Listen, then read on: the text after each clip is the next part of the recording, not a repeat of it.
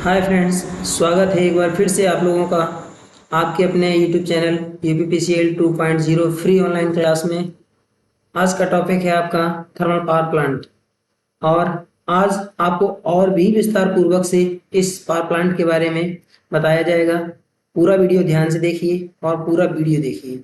Video को बीच में skip मत करिए, नहीं तो आपको समझ में नहीं आएगा, क्योंकि आज जो होगा वो आपको ऐसा कहीं भी नहीं मिला होगा।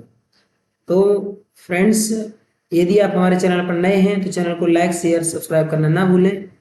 चलिए इस सेशन को प्रारंभ किया जाता है। आज आपको थर्मल पावर प्लांट के बारे में मूल रूप से पढ़ना है। यहाँ पहला क्वेश्चन है, ऊष्मीय शक्ति संयंत्र में शक्ति उत्पादन खाली स्थान पर आधारित है। जो थर्मल पावर प्लांट होता है, थर्मल पावर प्लांट में जो शक्ति उत्पादन होता है ये निम्न में से किसके माध्यम किस पर आधारित होता है? रैनकाइन चक्र पर, या ऑटो चक्र पर, या डीजल चक्र पर, या कार्नोट चक्र पर। तो यहाँ आपका जो आंसर है वो हो जाएगा option number A, right. Next question देखते हैं। अगला क्वेश्चन है कि भारत में सबसे बड़ी तापीय शक्ति संयंत्र की क्षमता क्या है? तो यहाँ आपको देखना है और बताना है 5560 मेगावाट, या फिर 5340 मेगावाट, 4760 मेगावाट, या 5590 मेगावाट। तो इसका आंसर हो जाएगा आपका option number C, right, 4760 megawatt. ठीक है, याद रखना, यहाँ आपका ऑप्शन हो जाएगा सी, 4760 मेगावाट। नेक्स्ट क्वेश्चन है, निम्न में से किस देश में सबसे बड़ा कोयला भंडार है? यूएसए मतलब संयुक्त राज्य अमेरिका में, या फिर रूस में, या फिर भारत में, या ऑस्ट्रेलिया में। तो इनमें में से कोयला के जो सबसे बड़े भंडार हैं, आपका आंसर हो जाएगा रूस। यहाँ रूस में सबसे बड़े कोयला के भंडार हैं। नेक्स्ट क्वेश्चन है क्वेश्चन नंबर 4।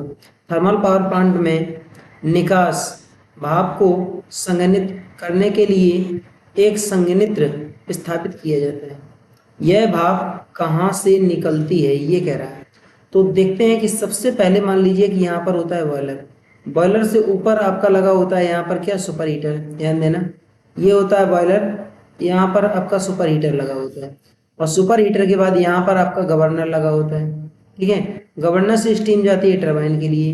ठीक है ना, तो टरबाइन से यांत्रिक ऊर्जा निकलती है, जो आपको अल्टरनेटर को यांत्रिक ऊर्जा प्रदान की जाती है, और अल्टरनेटर से जो है ना विद्युत का उत्पादन हो जाता है, और ये विद्युत इधर चली जाती है। अब टरबाइन से निकलने ये स्टीम जब यहाँ पर यूज हो जाएगी, ठीक है ना, ये क्या लिखा है? संघनित करने के लिए एक संघनित्र स्थापित किया जाता है। यह भाप कहाँ से निकलती है? तो टरबाइन के बाद यहाँ पर संघनित्र लगाया जाता है, कंडेंसर। ठीक है ना, तो जब कंडेंसर यहाँ पर लगाया जाता है तो कंडेंसर को स्टीम कहाँ से मिल रही है? तो आपका आंसर क्या होना चाहिए? टरबाइन से। कहाँ से मिल रही है? टरबाइन से। आपका आंसर हो जाएगा क्या? टरबाइन। तो यहाँ पर ये टरबाइन छापी गई है, क्या लिखा है? Steam turbine plant. ठीक है ना, पार्ट्स।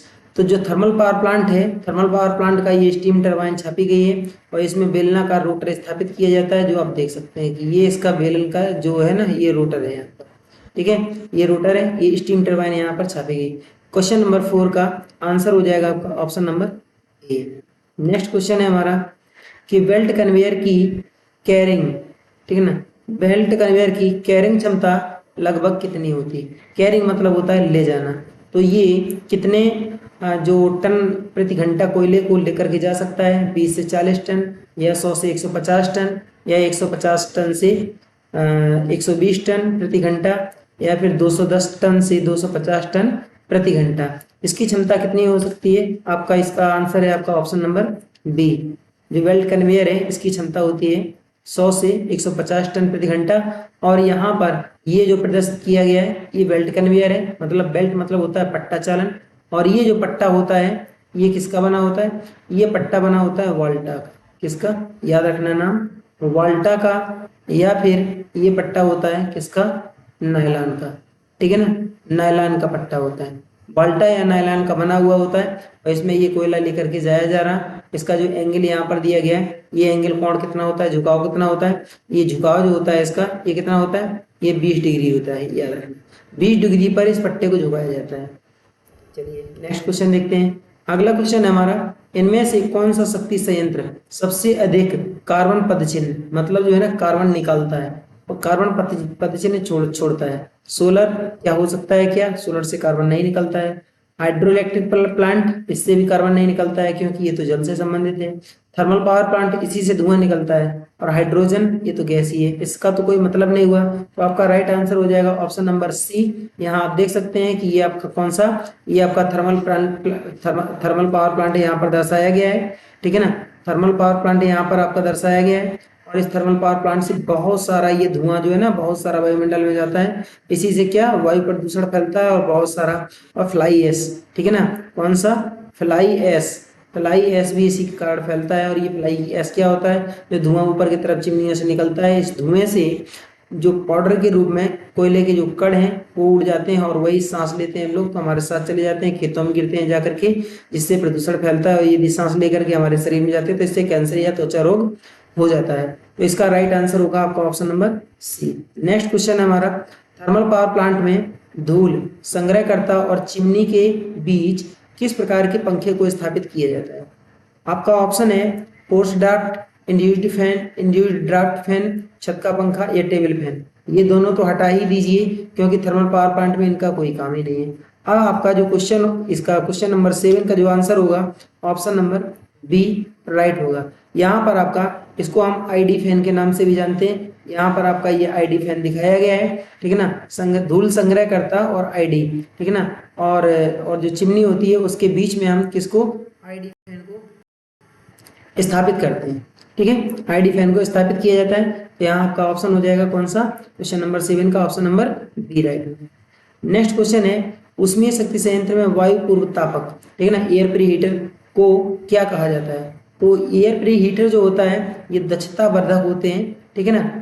दक्षता वर्धक, इसके अतिरिक्त और कौन कौन होते हैं, एक आपका एयर प्री हीटर हो गया, एक आपका इकोनोमाइजर होता है, ठीक है ना। और एक आपका होता है सुपर हीटर, ठीक है ना। एक इकोनोमाइजर होता है, एक सुपर हीटर होता है, एक एयर प्री हीटर है। ये तीन के तीनों जो है ना ये दक्षता वर्धक होते हैं। आपका इसका ऑप्शन जो है ऑप्शन नंबर बी आपका राइट हो जाएगा। नेक्स्ट क्वेश्चन देखते हैं, ऊष्मीय शक्ति संयंत्र में उपयोगी प्रत्यावर्तकों को का रोटर कैसा होता है। बेलनाकार होता है या समुन्नत ध्रुव प्रारूपी होता है या फिर पिंजरा प्रारूपी होती है या फिर सैडेड ध्रुव प्रारूपी होता है। तो ध्यान दीजिए, ये पिंजरा प्रारूपी और सैडेड ध्रुव प्रारूपी ये मोटरों में होते हैं। यहाँ अल्टरनेटर में इस टाइप का कोई भी रोटर नहीं होता है। अब आपके पास दो ऑप्शन बचे हैं, कौन सा, बेलनाकार और समुन्नत ध्रुव प्रारूपी। यदि रोटर क्षैतिज रूप में स्थापित जनरेटर किया गया है तो बेलनाकार लगेगा। यदि आपका जनरेटर जो है ऊर्ध्वाधर स्थिति में स्थापित किया गया है तो समुन्नत ध्रुव प्रारूपी लगेगा। तो यहाँ पर क्वेश्चन 9 का आपका आंसर हो जाएगा ऑप्शन नंबर ए, बेलनाकार रोटर लगता है क्योंकि जो स्टीम टरबाइन इसमें स्थापित की जाती है उसमें शक्ति संयंत्र में, जब स्टीम टरबाइन को हम स्थापित करेंगे, ठीक है ना, तो यहाँ पर हम बेलनाकार रोटर का उपयोग करेंगे। यहाँ पर इस चित्र में बेलनाकार रोटर दर्शाया गया है और ये बहुत ही लंबा होता है। बेलनाकार लगभग 10 मीटर के आसपास होता है, ठीक है ना, बहुत ज्यादा लंबाई होती है इसकी। और इसकी लंबाई कम होती है, इसका व्यास कम, लंबाई ज्यादा होती है और व्यास जो है ना व्यास कम होता है। इस कारण से इसकी गति जो है कितनी होती है, लगभग 3000 के आसपास होती है, ठीक है ना। 3000 आरपीएम इस जो प्रत्यावर्तक होता है इसकी स्पीड 3000 आरपीएम होती है। इसमें ध्रुवों की संख्या कम रखी जाती है, जो पोल होते हैं ये दो दो रखे जाते हैं, ठीक है ना। ध्रुवों की संख्या जो है सामान्यतः 2 रखी जाती है, की संख्या इसमें 2 रखी जाती है, ठीक है। कितनी रखी जाती है, ध्रुवों की संख्या 2 रखी जाती है, पी इक्वल टू। और इसमें जो फ्रिक्वेंसी है एफ बराबर, ये कितनी रखी जाती है, ये 50 रखी जाती है। कितनी हर्ट्ज, यहाँ फ्रिक्वेंसी जो होती है ये कितनी रखी जाती है, फ्रिक्वेंसी को हम कितना लेते हैं, 50 हर्ट्ज लेते हैं, ठीक ना, याद रखना। फ्रिक्वेंसी 50 हर्ट्ज होती है, ध्रुवों की संख्या 2 होती है, गति 3000 आरपीएम होती है। और टर्बो अल्टरनेटर उपयोग किया जाता है जिसमें ये बेलनाकार जो है ना रोटर उपयोग में लाए जाते हैं, उसको हम टर्बो अल्टरनेटर कहते हैं। नेक्स्ट क्वेश्चन हमारा है क्वेश्चन नंबर 10, ऊष्मीय ऊर्जा संयंत्र में निम्न में से कौन सा प्रत्यावर्तक उपयोगी है। तो ऊष्मीय ऊर्जा संयंत्र में हम किस प्रत्यावर्तक को उपयोग में लेते हैं, यहाँ आप देख रहे हैं उसी प्रत्यावर्तक की यहाँ पर बेलन दी है, जो रोटर है ये रोटर दिया गया है। जबकि नेक्स्ट क्वेश्चन में वो अल्टरनेटर ही पूछा गया। अभी अभी मैंने बताया यहाँ पर हम टर्बो अल्टरनेटर का उपयोग करते हैं। सिंक्रोनस ये तो मोटर दिया है, इसका यहाँ कोई रोल है ही नहीं। यहाँ पर आपका नॉन सेलिएंट टाइप और यहाँ पर लिखा है सेलिएंट टाइप। ये मतलब जो है ना चुपचाप चलती है रोटर और ये आवाज करके चलती है।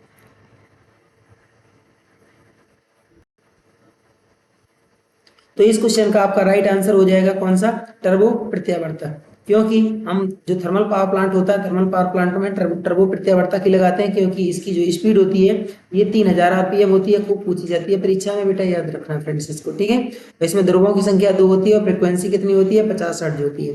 ये होती है आपकी फ्रिक्वेंसी, ये होती है ध्रुवों की संख्या और ये होती है इसकी गति। यहाँ पर जो चित्र में आप देख रहे हैं ये क्या है, ये आपका टर्बो प्रत्यावर्तक का चित्र दिखाया गया है। नेक्स्ट क्वेश्चन देखते हैं।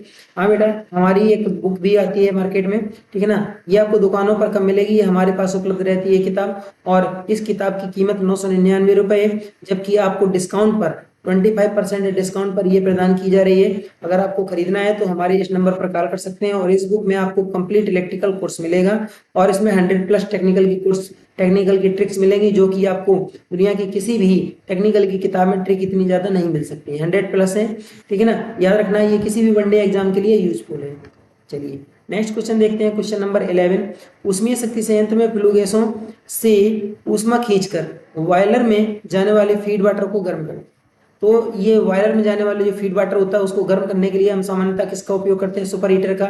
नहीं, सुपर हीटर के द्वारा हम किसको, स्टीम को गर्म करते हैं। इकोनोमाइजर के द्वारा वाटर को गर्म करते हैं, किसको, फीड वाटर को। एयर प्री हीटर के द्वारा एयर जो वायु होती है इसको हम वायु को, ठीक है ना, किसको, एयर को, ठीक है ना, एयर को गर्म करते हैं। जबकि टरबाइन के द्वारा किसी को भी गर्म नहीं किया जाता है। यहाँ क्या कह रहा है, उष्मा को खींच करके बॉयलर में जाने वाले पानी, वाटर, फीड वाटर लिखा है ना, फीड वाटर को गर्म करते हैं। तो फीड वाटर को गर्म करने के लिए हम किसका उपयोग करेंगे, सामान्यतः इकोनोमाइजर का उपयोग करते हैं। ऑप्शन नंबर आपका बी राइट हो जाएगा। यहाँ जो है ये इकोनोमाइजर दर्शाया गया, आप लोग इसको देख सकते हैं। यहाँ देखो इकोनोमाइजर लिखा है, ग्रीन से इकोनोमाइजर, ठीक है ना। ये इकोनोमाइजर दर्शाया गया है। यहाँ होता क्या है कि इकोनोमाइजर में इस पाइप से होकर के ये पानी अंदर जाता है।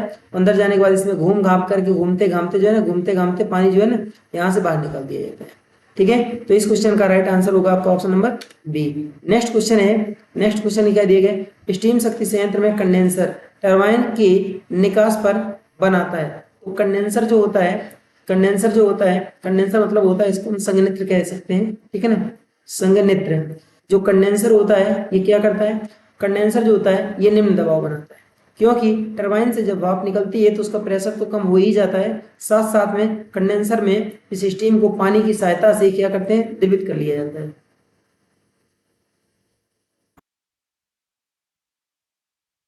चलिए नेक्स्ट क्वेश्चन है,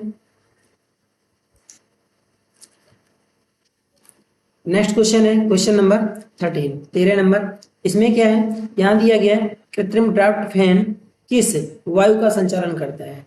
तो कृत्रिम ड्राफ्ट फैन होता है ये कहाँ, एयर प्री हीटर जो होता है, यहाँ पर एयर प्री हीटर होता है। इस एयर प्री हीटर के साथ में इसको लगाया जाता है, ठीक है ना, किसको, ड्राफ्ट फैन को यहाँ साथ में लगाया जाता है। और ये एयर प्री हीटर क्या करता है, ये वायु जो यहाँ से जाती है इसको गर्म कर देता है, और गर्म वायु लेकर के जाते हैं सीधे सीधे कहाँ पर लेकर के जाते हैं, गर्म वायु को लेकर के जाते हैं बॉयलर के पास, ठीक है ना, बॉयलर में ले जाते हैं। इससे दहन इसकी तीव्र हो जाती है। और इसके बाद यहाँ पर होता है आपका सुपर हीटर, ठीक है ना, यहाँ होता है सुपर हीटर, यहाँ सुपर हीटर होता है। सुपर हीटर के ऊपर यहाँ पर इकोनोमाइजर होता है, ठीक है ना, इकोनोमाइजर यहाँ होता है। इसके बाद एयर प्री हीटर। तो एयर प्री हीटर, ये ड्राफ्ट फैन क्या करता है, ड्राफ्ट फैन जो है ताजी वायु को अंदर जाने देता है। यहाँ ऑप्शन हो जाएगा आपका option number B, right answer देख सकते हैं। यहाँ पर ऑप्शन नंबर बी आपका राइट हो जाएगा।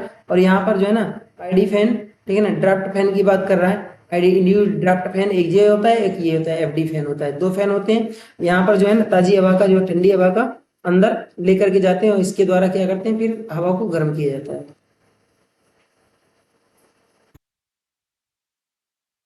नेक्स्ट क्वेश्चन है हमारा, निम्न में सबसे उच्च गुणवत्ता वाला कोयला कौन सा है।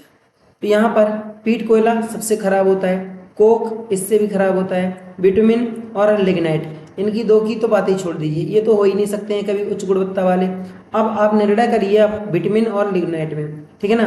तो यहाँ पर इस क्वेश्चन नंबर 14 का आपका राइट आंसर हो जाएगा बिटुमिन, क्योंकि यहाँ पर एंथ्रासाइट दिया नहीं गया है। सबसे अच्छा कोयला एंथ्रासाइट कोयला माना जाता है, और इसके बाद इसको कठोर कोयला या फिर इसको भूरा भी कहता है, ठीक है ना, कैसा, भूरा कोयला भी कहता है। इसके बाद आता है, यहाँ से देख सकते हैं क्या एरो बनाया है इधर की तरफ, ठीक है ना, इसमें क्या लिखा है, इंक्रीजिंग मॉइस्चर, ठीक है ना, कंटेंट। तो इसमें जैसे जैसे हम इधर मतलब एंथ्रासाइट, बिटुमिन, लिग्नाइट और पीट की तरफ आएंगे तो आप तो इसमें जो होता है नमी की मात्रा ज़्यादा मिलती है।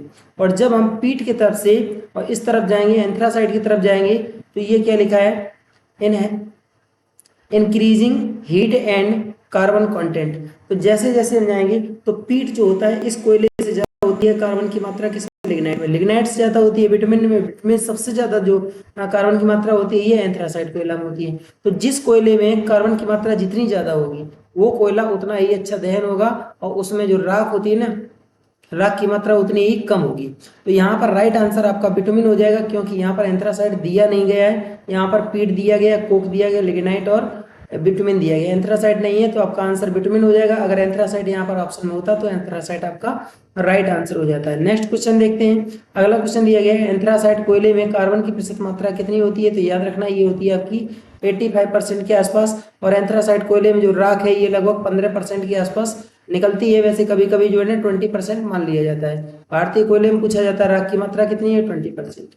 नेक्स्ट क्वेश्चन हमारा, इसका आंसर जो है ना राइट आंसर हो जाएगा 85%। नेक्स्ट क्वेश्चन है भारतीय कोयले में सल्फर की मात्रा लगभग कितनी होती है, तो याद रखना है यहाँ सल्फर 3 से 4% होता है, और यहाँ पर इस क्वेश्चन का राइट आंसर देख सकते हैं, यहाँ पर दिया गया 3 से 4%। नेक्स्ट क्वेश्चन है हमारा थर्मल पावर प्लांट में चिमनी किस आकृति की होती है, यहाँ पर होती है परवलयाकार या शंक्वाकार या बेलनाकार या सभी प्रकार की किस टाइप की यहाँ पर चिमनी स्थापित की जाती है।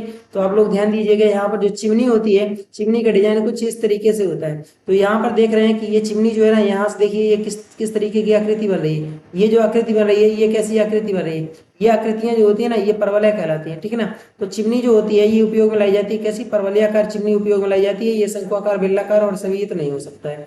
आपका आंसर जो है कौन सा है, option number A. Next question हमारा बॉयलर सेटिंग क्या है, तो बॉयलर में जब हम किसकी ईंटों की चिनाई करते हैं, यहाँ ईंधन का प्रवेश दिया गया है, बॉयलर सेटिंग नहीं हो सकता है, ठीक है ना। बॉयलर की पेंटिंग ये भी नहीं हो सकता है, तो ये तो बिल्कुल नहीं होगा, ठीक है ना। तो यहाँ पर आपका राइट आंसर होना चाहिए क्या, बॉयलर की चिनाई। यहाँ आंसर देख सकते हैं आप, बॉयलर की चिनाई।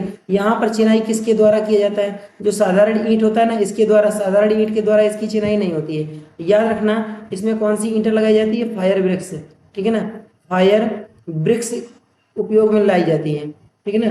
फायर ब्रिक्स, इसको हम क्या कहते हैं, अग्निसह ईंटें कहते हैं, ठीक है ना, अग्निसह ईंट, ठीक है ना, अग्निसह ईंटें कहते हैं। इनके द्वारा क्या किया जाता है, बॉयलर की सेटिंग की जाती है, ये चिनाई की जाती है। ये अग्निसह ईंटें क्या करती हैं, ये जो टेम्परेचर होता है, तापमान होता है, इसको एक समान बनाए रखती हैं, इसलिए इनका उपयोग किया जाता है। और ये अग्निसह ईंटें ये बनी किसकी होती है, जो फायर ब्रिक्स होती हैं ये जनरली राख की बनाई जाती है। कौन सी राख, ये साधारण घरेलू राख नहीं होती है, ये जो है ना कोयले की जो राख होती है ना, कोयले की राख के द्वारा, ठीक है ना, कोयले की राख के द्वारा इनको निर्मित किया जाता है। चलिए इस क्वेश्चन का आंसर हो जाए बॉयलर सेटिंग, जो है ना बॉयलर की चिनाई को बॉयलर सेटिंग कहा जाता है। नेक्स्ट क्वेश्चन हमारा question number 19, thermal power plant में निम्न में से किसके द्वारा वायु प्रदूषण को कम किया जाता है, तो ध्यान दीजिए ID fan, FD fan, ESP और या ईपीए फैन दिया गया। इसका राइट आंसर हो जाएगा हमारा ईएसपी, क्योंकि यहाँ पर जो थर्मल पावर प्लांट होता है कंबशन, यहाँ पर दहन होता है, ठीक है ना, इसको हम दहन कहते हैं,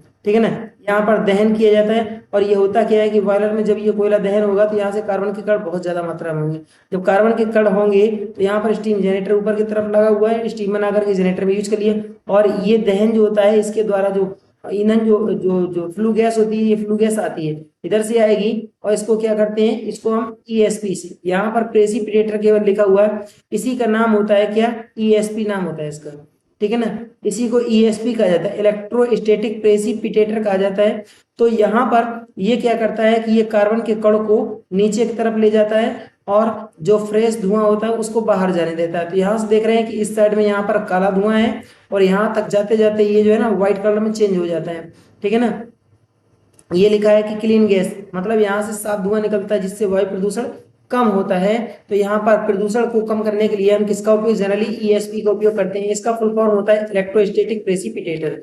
नेक्स्ट क्वेश्चन हमारा है क्वेश्चन नंबर 20, सुपर हीटर में स्टीम का टेम्परेचर लगभग कितना होता है। जो सुपर हीटर होता है इसमें स्टीम का टेम्परेचर होता है सामान्यतः, देख लीजिए ऑप्शन नंबर आपका ए राइट है। यहाँ पर 350 से कितना, 550 डिग्री सेंटीग्रेड, बाकी के ऑप्शन आपके नेक्स्ट रॉन्ग होंगे। नेक्स्ट क्वेश्चन हमारा question number 21, thermal power plant में कोयले ढुलाई के लिए वी बेल्ट का झुकाव कितने डिग्री पर रखा जाता है। अभी थोड़ी देर पहले मैंने बताया था इसका जो झुकाव होता है ये 20 डिग्री पर रखा जाता है, यहाँ पर देख सकते हैं, और ये 20 डिग्री यहाँ से एंगल बना होता है, ठीक है ना। यहाँ पर जो एंगल बनता है ये कितना डिग्री बनता है, ये 20 डिग्री का बनता है, और ये पट्टा किसका बना होता है, अभी मैंने बताया था नायलॉन, ठीक है ना, ये नायलॉन या फिर नायलॉन या फिर ये वाल्टा का बना होता है, ठीक है ना, नायलॉन या वाल्टा का बना होता है। नेक्स्ट क्वेश्चन है, भारत में सबसे बड़ा ट्रांसफार्मर कहाँ पर स्थापित किया जाता है? ये आपका यूपीपीसीएल जेई का क्वेश्चन है, और ये जेई की परीक्षा में इस क्वेश्चन को पूछा गया था, ठीक है ना। यहाँ है संचरण उपकेंद्र, वितरण उपकेंद्र, जनन केंद्र या विद्युत उत्पादन केंद्र। तो ध्यान देना, सबसे बड़ा ट्रांसफार्मर यहाँ पर स्थापित किया जाता है और इसकी क्षमता होती है 1000 MVA, ठीक है ना। और इतने बड़े ट्रांसफार्मर का निर्माण जो है ना, ये कहाँ पर होता है? ये हरिद्वार में होता है, ठीक है ना। हरिद्वार में सबसे बड़े ट्रांसफार्मर का निर्माण किया जाता है 1000 MVA का। इसका राइट आंसर हो जाएगा आपका ऑप्शन नंबर सी। जनन केंद्र पर 1000 MVA के ट्रांसफार्मर लगाए जाते हैं। ये आपका ट्रांसफार्मर यहाँ पर लगा हुआ है, ये इसकी बुशिंग है, बहुत बड़ी बड़ी बुशिंग होती है, ठीक है ना। नेक्स्ट क्वेश्चन है 23, थर्मल पावर प्लांट की चिमनी में कालिक कार्बन किस विधि से हटाया जाता है? क्योंकि चिमनी की डिजाइन कुछ ऐसी होती है, जब चिमनी की डिजाइन ऐसी होगी और नीचे से कार्बन इसमें जाएगा तो यहाँ पर जो है ना ये कालिक लग जाता है इसमें, ठीक है ना, ये कालिक लग जाता है। घर में भी देखें तो इस कालिक को हटाने के लिए हम जनरली किसका उपयोग करते हैं? तो ध्यान देना, इसमें जो है ना एक इस प्रकार की एक विधि होती है, इस प्रकार की एक विधि होती है। इसको हम किस विधि के नाम से जानते हैं? साइक्लोन सेपरेटर, ठीक है ना।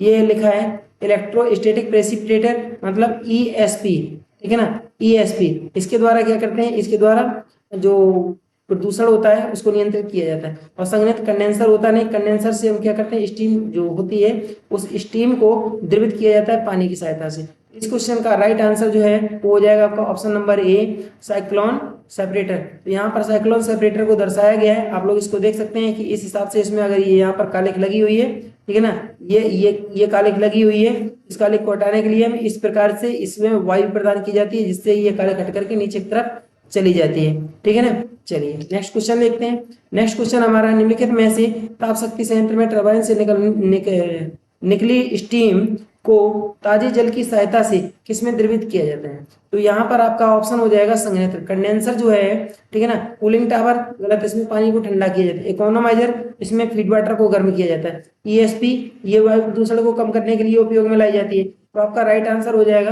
कंडेंसर। संघनित्र जो है ना, ये जो टरबाइन होती है, टरबाइन से निकली हुई भाप का द्रवित करता है पानी की सहायता से, ठीक है ना। तो यहाँ पर आपका ऑप्शन नंबर सी राइट हो जाएगा। नेक्स्ट क्वेश्चन हमारा है, और ये अंतिम प्रश्न है, उत्पादन केंद्रों पर अधिकतम किस क्षमता का परिणामित स्थापित किया जाएगा? अभी अभी मैंने बताया था आपको, इसका आंसर होगा ऑप्शन नंबर डी, 1000 MVA। और इससे बड़े ट्रांसफार्मर नहीं आते हैं। सबसे अधिक भारत में अब तक का निर्मित ट्रांसफार्मर 1000 MVA है, और इसको निर्माण करने वाली कंपनी का नाम है कौन सा? भेल, भारत हैवी इलेक्ट्रिकल्स लिमिटेड। कहाँ पर? हरिद्वार की कंपनी, ठीक है ना, हरिद्वार की कंपनी ये सबसे बड़े ट्रांसफार्मर का निर्माण करती है। तो आज का हमारा वीडियो आपको कैसा लगा? यदि वीडियो अच्छा लगा हो तो वीडियो को देखना ना भूलें, और वीडियो को लाइक शेयर सब्सक्राइब जरूर करें। आपसे बहुत बड़ी शिकायत है, हमारे वीडियो को आप देखते तो हैं परंतु ना तो शेयर करते हैं, ना ही अगर नए हैं तो सब्सक्राइब भी नहीं करते हैं। तो ये शिकायत का मौका मत दीजिए, मेहनत के साथ वीडियो बनाया जाता है, बहुत अच्छा कंटेंट देने की हम कोशिश करते हैं, और आप लोग जो है ना नज़रअंदाज कर देते हैं। यदि वीडियो देखते हैं तो वीडियो को सब्सक्राइब शेयर जरूर कर दिया करें। आप लोगों से यही इतना ही आग्रह है। यहाँ हमारी ये बुक भी आती है, ये बुक जो है ना आप लोगों को हमारे पास उपलब्ध है। इस नंबर पर कॉल करेंगे तो ये पुस्तक आपको मिल जाएगी। इसमें 100 टेक्निकल ट्रिक्स दी गई हैं और कंप्लीट टोटली जो है ना कोर्स दिया गया, और ये नोट्स है कोचिंग का, ठीक है ना। इसमें 12 वर्ष की मेहनत है फ्रेंड्स, 12 वर्ष की इसमें मेहनत है, और इसमें 100 ट्रिक्स आपको मिलेंगी जो कि आपको किसी भी बुक में नहीं मिल सकती हैं। और इसमें टेबल के द्वारा कंटेंट को कवर किया गया है। ये पुस्तक कॉपीराइट नहीं है, किसी दूसरी पुस्तक में कॉपी की गई। हर एक पुस्तक से डिफरेंट मिलेगी। जब आप इस पुस्तक के बारे में पढ़ेंगे तो जानेंगे। हमारे पास से बहुत दूर दूर पुस्तकें जा चुकी हैं, यहाँ तक कि राजस्थान में सबसे अधिक बुकें गई, ठीक है। Thank you for watching. जय हिंद।